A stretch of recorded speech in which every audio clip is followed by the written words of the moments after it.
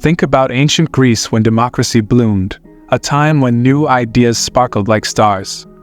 That's when Socrates appeared.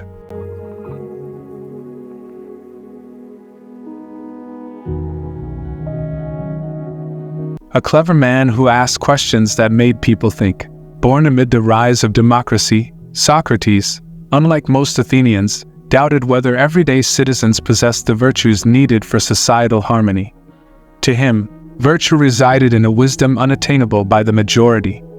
This contrasted sharply with the democratic fervor of the time, where every citizen's voice was esteemed. Portrayed by Aristophanes in Clouds as an eccentric headmaster wandering the streets of Athens, Socrates was initially viewed as an amusing town character, not a threat to the established order. However, as political turmoil engulfed Athens and former students of Socrates engaged in anti-democracy movements, public perceptions shifted.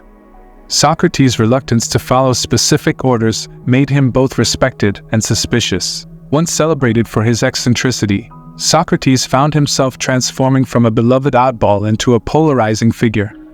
His once innocuous teachings became subject to scrutiny and mistrust among Athenians. In 403 BC, a general amnesty shielded Socrates from prosecution for past actions but left him open to charges for recent conduct.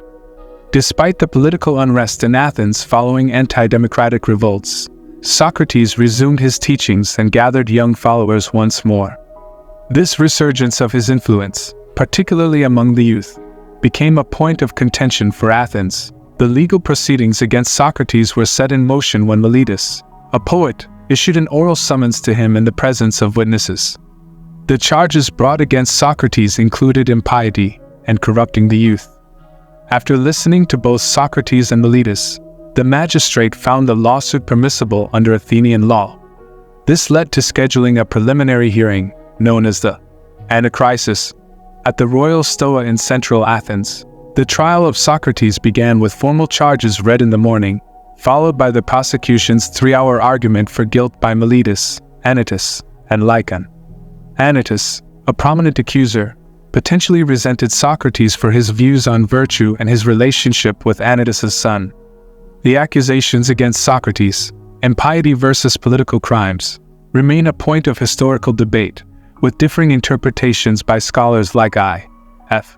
Stone and James Koliako. Stone emphasizes the political angle, suggesting Socrates' troubles stem from his views rather than religious matters. A speech by the orator Aeschines also links Socrates to Critias, one of the anti-democratic leaders. Koliako, on the other hand, sees impiety as the primary focus based on Plato's Apology.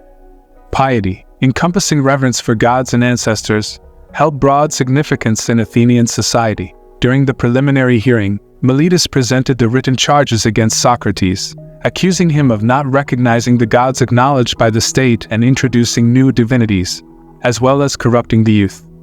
This charge demanding Socrates' death was recorded in a document that survived for centuries. The actual trial of Socrates unfolded over a lengthy period, lasting roughly 9 to 10 hours, in the People's Court situated in the Agora, the civic center of Athens. The jury, composed of 500 male citizens over the age of 30, primarily farmers, was chosen by lot.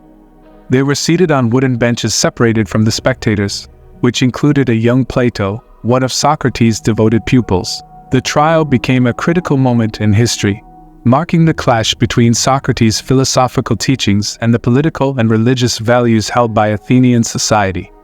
Ultimately, the trial would lead to Socrates' conviction and his facing the prescribed penalty of death. Socrates' defense, depicted by Plato and Xenophon, reflected his unapologetic stance.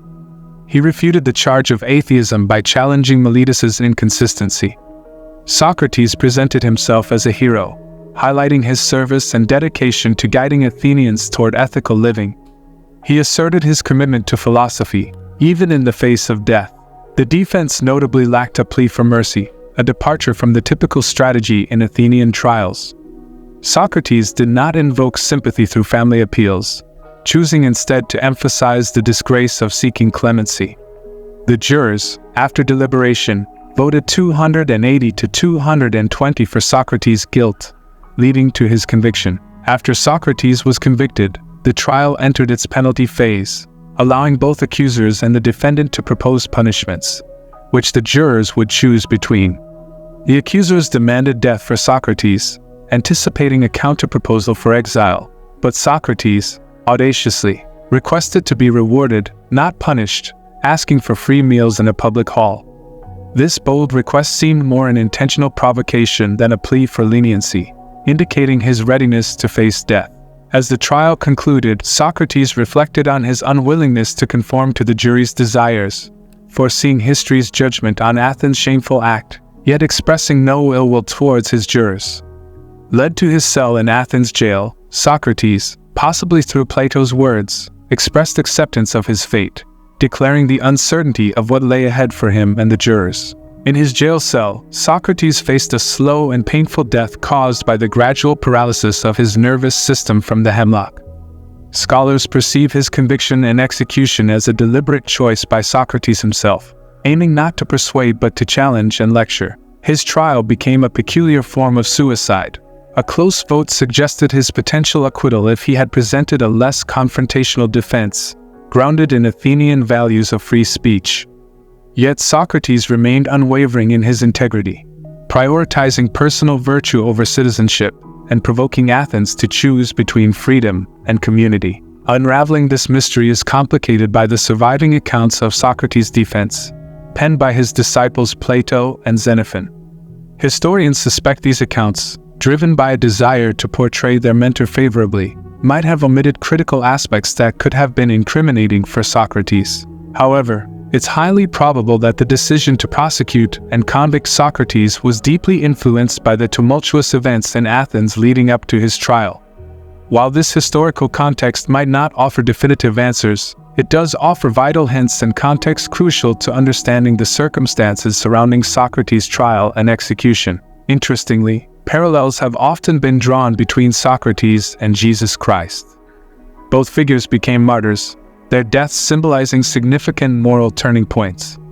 Jesus' crucifixion is central to Christian beliefs, seen as a sacrifice for humanity's sins. Similarly, Socrates, condemned by the political authority he criticized, raises questions about whether his execution was a sacrifice for our philosophical morality. Was his death intended to pave the way for his students to carry on his teachings, contributing to the formation of Western civilization? These inquiries hint at the complexity surrounding Socrates' demise and its potential implications for shaping ethical and philosophical thought.